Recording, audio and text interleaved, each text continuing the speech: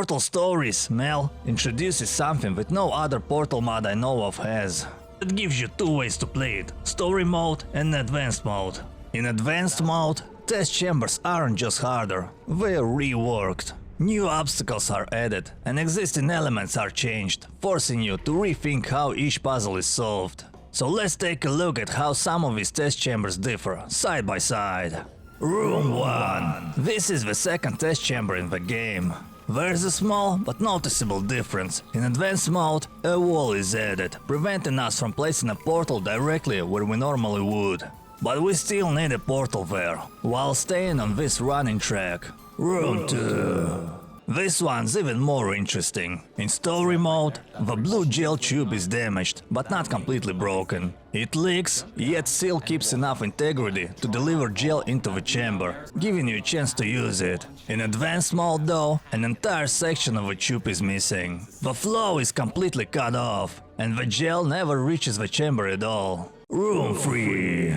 In this room, the difference is pretty minor. In advanced mode, part of the bridge is broken. It adds a bit of extra effort for the player, but it's not really a game changer, and it's super easy to work around. Barely an inconvenience. Room 4. This one's a bit trickier. In advanced mode, a small extra room is added, where you get access to a second cube. It's not particularly difficult, but it can trip you up if you've forgotten that laser grills still allow portals to pass through. The second cube becomes necessary, because the portal surface is now blocked by a retractable wall instead of an emancipation grill. So you'll need to keep a button pressed to get to the other side of a flooded area.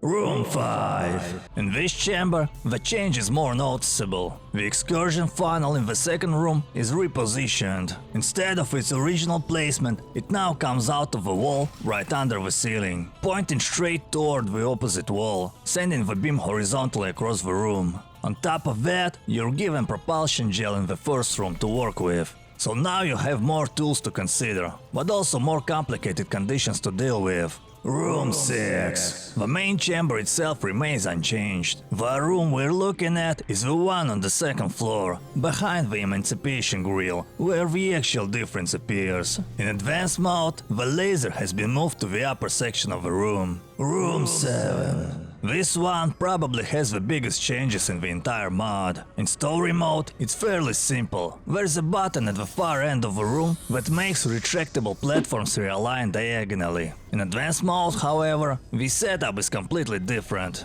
Now there's a laser firing from one side of the room meant to hit a receptacle on the opposite wall. But its path is blocked by a retractable wall. Yeah, deal with it. Room 8. In story mode, there's a pit you can safely drop into and climb out of later. That makes getting the cube simple. You just go down and pick it up. In advanced mode, however, the pit is filled with water. And as we all know, water in Portal is deadly. So, have fun figuring that one out. Room 9. In story mode, the area near the exit room isn't sealed off by an emancipation grill, and the laser simply hits the wall. In advanced mode, the setup is changed. Now the laser is directed into a receptacle that powers the emancipation grill. This means that when you press the button and retract the floor panel, you also deactivate the grill at the same time.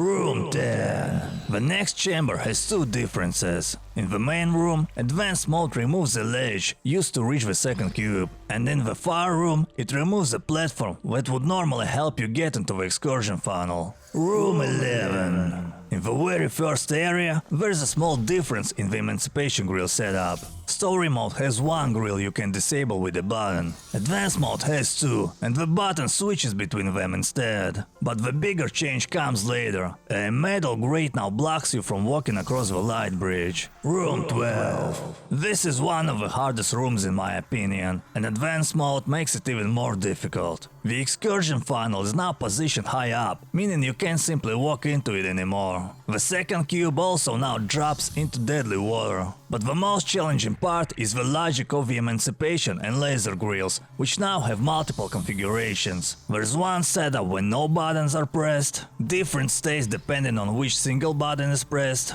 and another when both are activated. It can feel overwhelming at first, but since this is one of the final and hardest tests in the game, it's kind of justified. One thing that really helped me here was taking photos of each configuration. I'd snap a picture for every state. No buttons pressed, each button individually, and both buttons together. I even labeled them on my phone, like no buttons pressed, both pressed, main room button and far room button. That way, I could see all the setups at once, instead of trying to keep everything in my head. Conclusion. Same game, but definitely not the same experience. If you want a more general breakdown of the mod itself, I already made a full review of it, so feel free to check that out next. In that review, I talked about the mod as a whole. Here, I just wanted to zoom in on one of its most interesting ideas. Feel free to share your pain in the comments.